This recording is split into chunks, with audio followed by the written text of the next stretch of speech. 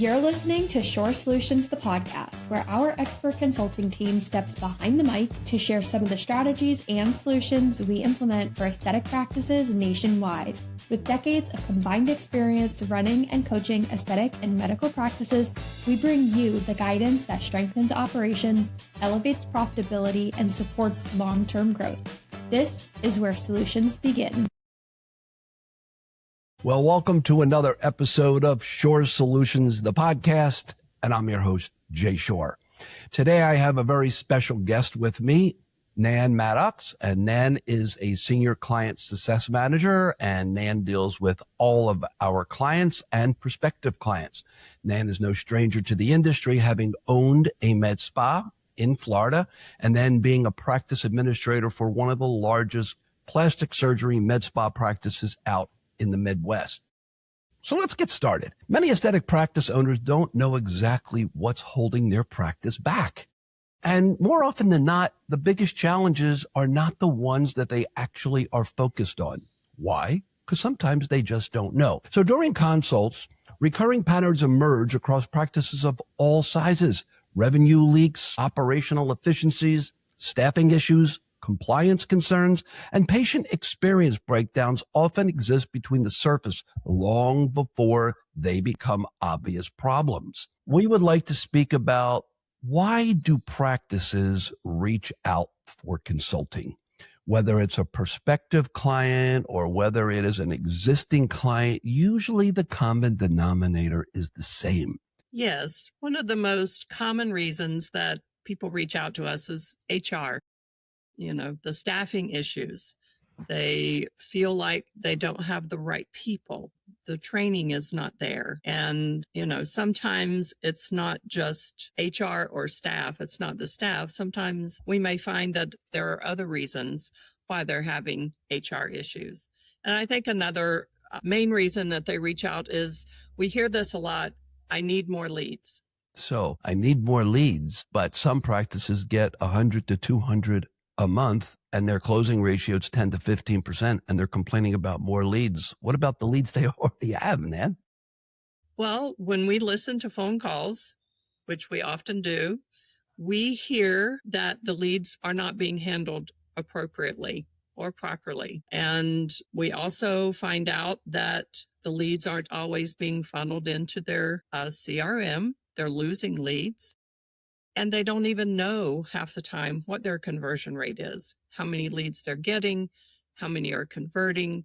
They haven't followed that process to find out where that leak is located. How could it be enhanced? How could it be more mature? Or how could it be perfected to better, serve the client? But let me get back to something for a second. You're talking about HR and all the problems. Could it be the practice owner by chance? Jay, that would never happen. Of course it could. And we often find that there are accountability issues. A lot of practice owners, they're physicians. They're good at taking care of patients, but they have a hard time holding their staff accountable.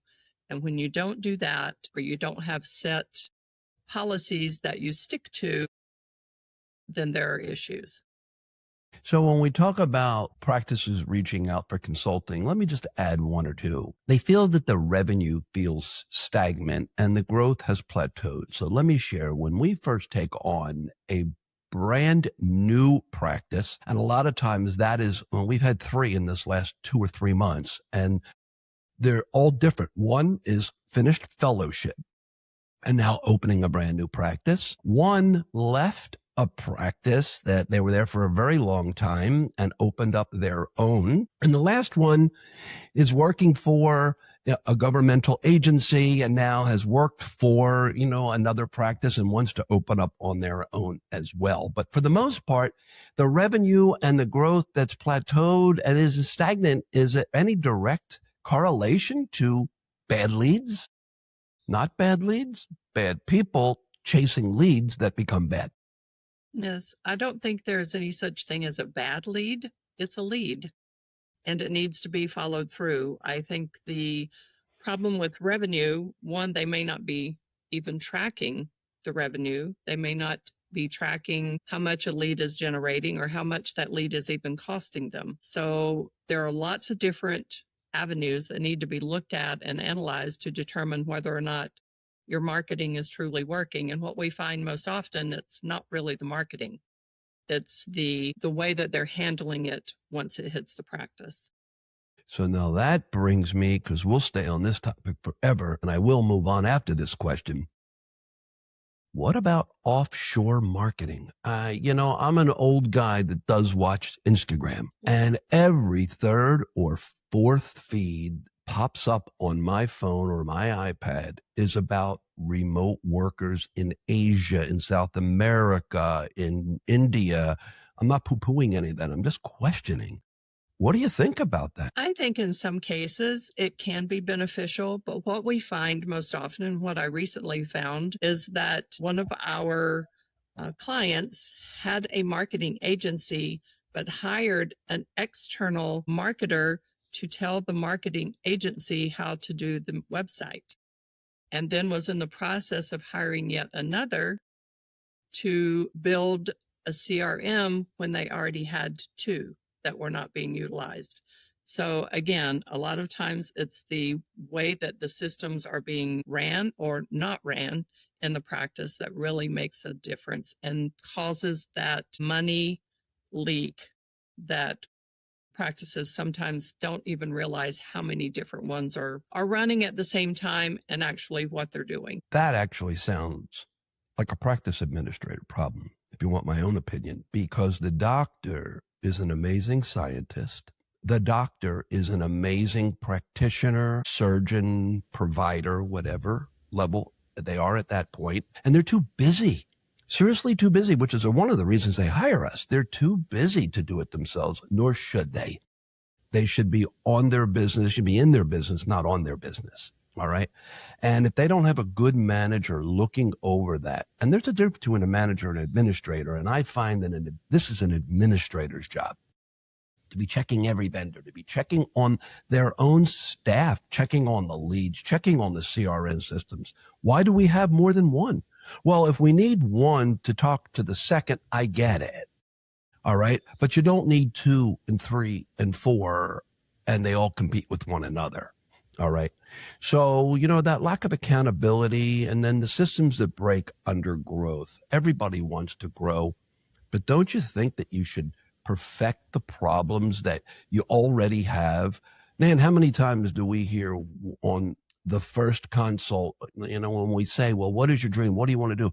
Well, I want to open up a second and a third location. I said, well, wait a minute, your first one's in trouble. So why is it that you want to replicate those same deficiencies into a second and third location and lose 2 or 3 times as much money? Your fixed costs will not stay stagnant, because each time you open up another practice is another set of fixed costs. Simple as ABC 1, 2, 3. So, Nan, what is the cost of not being able to identify the gap between the market to call, the call to consult, the consult to treatment, and retreatment, commonly as Shorr Solutions calls it, the conversion cascade? So what's the cost of not identifying all these gaps? It can be astronomical. Again, in the practice that I just visited, I found 30 different vendors that were being ran at the same time for different reasons, with none of them talking to each other. And I tried to identify the cost, but unfortunately the profit and loss statement had not been done since last year. And the provider was going, I'm not making any money. And so the cost can be anywhere from $1,000 a month, which that was the cost of one vendor, up to who knows, if you don't have a good handle on where your money is going and how those things are working for you. So I see 2 ways to identify it, right? One is you can't count on a vendor to identify it, because that's a conflict of interest, right? Because that's their money. Unlike us, our job is to identify these gaps to be able to help the practice either close the gap or eliminate the gap 100%. All right. So if you can't get a good administrator to figure this out, and I'm not knocking people who can't figure it out. Sometimes an administrator is hired from a totally different industry, but they're smart, they're intelligent, they have financial, they have operational, and they have administrative, experience. And that's the core base requirement you need for that job. All right. So if you don't have a great administrator, then what do you do, Nan? You hire us. We will help you. So how often does the owner become just dependent on that team to identify these gaps and they just can't figure it out? I think a lot of times, Jay, the owner tries to take care of everything on his or her own and just becomes overwhelmed. And they have issues sometimes with delegating and letting things go. They have different perceptions of actually what a practice administrator should be doing. And so there are many things that happen within a practice that can cause the issues. And a practice administrator should be responsible for everything from the finances to the staffing to the supplies, to watching the money, to paying the bills. There are a lot of things that a practice administrator should be doing that sometimes the practice owner is afraid to let go of. Why? They just don't want to let go of that control. They have a hard time delegating and just fear. So what do we look for when we're identifying marketing gaps, operational, administrative gaps, growth, why people come to us? What do we look for as consultants? We first look at financials. We want to see the financial picture because that financial picture tells us a lot of what's going on within the practice. Then it's just starting to look at the patient flow, the lead flow. What happens to a lead when it comes in? Listening to phone calls, hearing what actually goes on, looking at the whole patient experience. What happens when the patient comes in? Are they treated royally or are they put in a paper gown that tears when they sit down? We look at all of the different aspects of a practice and we want to make sure that that foundation is strong. And a lot of times we find that there are cracks in that foundation that sometimes are easily fixed, but more often than not, they require a lot of work and a lot of dedication from not only the practice owner, but also the practice manager or administrator. When we look beyond the presenting problems, how do we identify patterns across different departments? Now, I know it's not a retail store, so let me define what I'm talking about. Departments. Every practice has a department. You have your front desk, director of first impressions. All right. That's a department. Your check-in and your checkout people. Then you have your clinical staff, whether it is your MAs, your LPN, LVN, RN, all right, PA, NP, doctor. I want to go all the way from MA to doctor. That's a department. That's a clinical department. Then you have your PCC and the finance, and that's the closing department because they may not be answering the phones. They're not checking a patient in or out, and they're not treating a patient in an exam room. That's the sales department. And I hate to say that because we're not in that business, but it's a sales department. All right. And then we have the operating room. Totally different department because you have anesthesia and you may have a scrub tech and you have a recovery nurse and pre-op nurse who may never touch the clinical side. They're only on the OR. Did I mention you have the med spa department? All right. Because the estheticians provide services that would not otherwise be on the other side. So we have to identify patterns across all departments. Now, Nan, I'm going to bring this up because here's a problem that was never identified. You were looking at leads and you found out that it could have been a primary, mini, circumferential tummy tuck, and it was put on the med spa schedule. Let's talk about identifying patterns across departments. That problem. And what did we do? We wasted a patient's time if they were going to come in and see the esthetician. Nothing wrong with an esthetician. Maybe she could sell them a peel. All right. But that patient is going to be annoyed, right? Absolutely. So how do we handle that? Again, it boils down to really taking a look at the systems that you have and making sure they are perfected. In this particular case, it was an automated CRM function that was booking consults without any pre-qualification. A lead came in, a text was sent, a consult was booked, and it was booked with the wrong person, and there were no notes as to why this patient was even coming in. So it was a huge disconnect on a system that this provider is paying $1,000 a month for. And it come back to the staff didn't have the authority to speak with the CRM rep or point of contact to talk through how that patient experience, how that process should actually work. And so that's how mistakes happen, and they just never get corrected. They're very perpetual in the process, in the system. You think that maybe we should do dry runs before you implement a system in real time? Let me give you an example. You know, a cruise ship coming out of dry dock never makes its maiden voyage its first with real passengers. All right. They may do it with their own team to see how they service it. A restaurant doesn't open their door one day and say, okay, customers, come on in. They feed their staff. They feed guests to see how the operation works. And this is the same thing. You should always plug and play before you turn something live. Use your own practice as your own beta, all right, that doesn't create these problems. Book all kinds of procedures through this system and see what it does. And now, with the inception of AI, I think it may get worse before it gets better, all right, because AI is too quick to do everything. And you've got to stop teaching AI to say everything. Great question, Nan. Oh, I'm glad you think that way, Nan. No, tell it like it is, all right? So, Nan, one of the things that I know that I always look for is, what is your goal?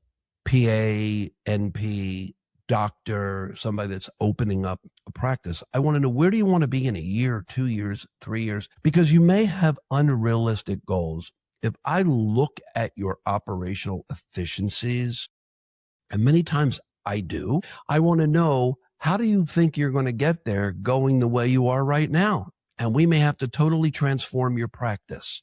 Are you aware of that? Are you in agreement with that? Do you feel that you are okay investing in that? Do not, and I mean do not, hire a consultant if you think that you're looking for an ROI in 3 to 6 months. Whoever tells you they can turn your business around is fooling you, because whatever you do today is going to take 3 to 6 months at least to start taking off. Yes, you can start turning more leads. Yes, you can start bringing in more revenue. But you know what?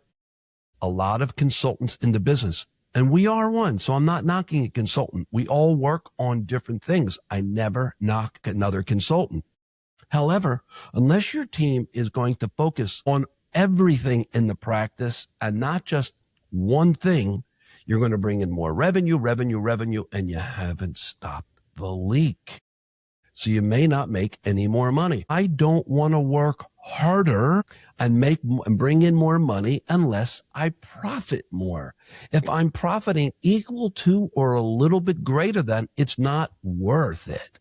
The juice isn't worth the squeeze. Now, if you tell me, if I do this and that, I'm going to bring in substantially more revenue and a lot more profit, because my fixed costs will be the same. And if I can increase my revenue while maintaining fixed costs, then my cost to revenue decrease. Simple mathematics. And your profit goes up. So, Nan, what are the top 3 or 4 things that an owner of a practice, if they don't want to hire a consultant, if they don't want to invest in a good, solid practice administrator without saying I can't afford it, because the answer is you can't afford not to, because where's the fox that's going to watch the hen house? All right. It's not going to work unless you have somebody that takes ownership of your business, non-financial ownership, all right, while you're making the revenue in the OR or in the exam room. So once again, Nan, what practice owners can do? They need to make sure they're fully aware of their financial situation. They need to have a well-structured profit and loss statement. They need to review that with their bookkeeper or accountant or their practice administrator on a monthly basis. That's the first thing. Another is, don't purchase large pieces of equipment based on the things you were just talking about, that it's going to make you more money and it's going to pay for itself. And you're just adding more machines to sit in a room and not be used. The same thing with adding additional service lines. Don't add additional service lines unless you truly know that you have the patient base to support that. And then the staffing comes along with that. You want to make sure that your staffing is adequate for whatever services that you're providing. Again, don't add more duties and more duties onto someone who's already inundated, because what you're going to do is overwhelm your best performer and they're going to end up leaving as well. You know, you talk about capital equipment, and I made a comment to a laser sales rep one time, and he wanted to sell me this piece of equipment, and I'm not going to name the equipment. It didn't make me a whole lot of money. This piece of equipment was in and out as far as technology. As fast as it came in, that's how fast it went out. I said to this salesperson, I said, when I buy this piece of equipment, does it come with a gravestone? And he said, why? I said, because this piece of equipment will end up in our practice graveyard in a year or two. And then I said to myself, then why did you buy it? All right.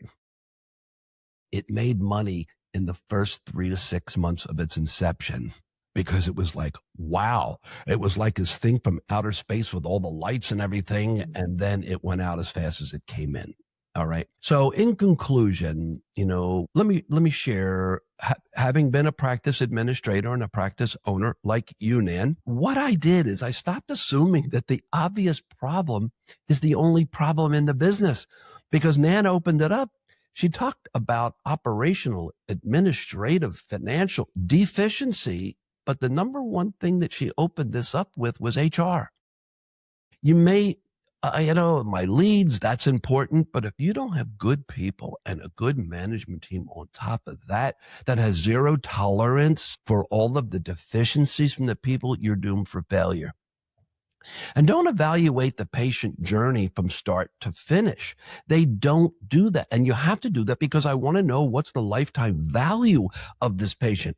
Oh, this patient only comes in for a Botox. Well, then it became a filler. Well, then she has a girlfriend and the girlfriend wants a facelift. Next thing you know, she has another friend who wants a tummy tuck. The lifetime value of a patient may not be a $500 neuromodulator. All right. So you have to evaluate the whole patient journey. And if you keep them and one procedure, have maintenance. All right. If you have a body procedure, you're always going to need facial maintenance. And you have to review your key metrics regularly. You know, what is the cost to run your business? There's a loss run, a run rate, all these terms that you hear. Do you know whether or not you're properly covered for insurance? Folks, every conversation I have, and they tell me about staffing problems, the one thing I say to them, and folks listening to this, please pay attention. You'll remember Jay Shorr's name one day, because he's the guy that said, do you have EPLI insurance, employment practice liability insurance? And do you have cyber coverage? And I don't mean the free $10,000 or $25,000 that your practice insurance company gives you as part of a rider. You need independent policies of $1 million on cyber and $500,000 at least on EPLI, because it's a very litigious society out there today, and staff will sue you. And most states and commonwealths are not employer friendly. They're employee friendly. And even if you have to settle this out of mediation or whatever, it's still going to cost you money. Get the insurance. Review your key metrics, your run rate, your fixed costs, your variable costs. We do P&L reviews monthly and quarterly with just about every client. And you have to identify the bottleneck and the recurring frustrations. When somebody keeps saying to me, I don't know what I have to do, but it keeps happening over and over and over again. Why? What's the nature of that problem? You're afraid to terminate the problem. I know if I see a bug or bugs in my house, I call the exterminator immediately. Get rid of the problem and seek an outside perspective when needed. Remember, sometimes you walk into your business like this, and that's all you ever see. You don't even say hello to your team. You go right to your office, right to the OR. Seek outside perspectives.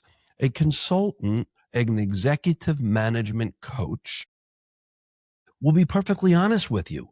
And if they're not perfectly honest with you, they're not worth their weight in salt. Don't rehire them because they agreed with you and did everything you wanted. You're paying them in order for them to tell you how to run your business. And they don't treat practice evaluations as a preventative measure and not an emergency response. You have to treat a practice evaluation, I don't want to use the word as gospel, but as close to gospel as possible. This is a guideline of your practice. And if somebody else comes in like this and not like this, they see things that you haven't or maybe not even thought of how to fix. And lastly, I say this in every lecture that I give, one of the first problems and last problems that every practice has is you don't create a plan. Operational, administrative, financial, marketing. 3 months out, 6 months out, maybe a year out, you can always change the plan.